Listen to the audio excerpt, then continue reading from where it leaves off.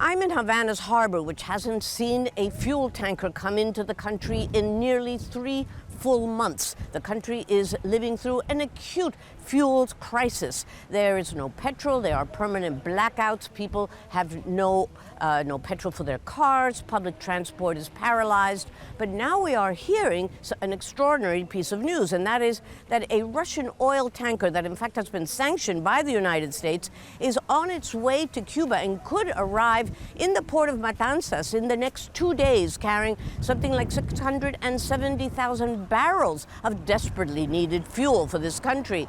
Now, it is uncertain why apparently the White House is going to allow that tanker to come through, if indeed it does.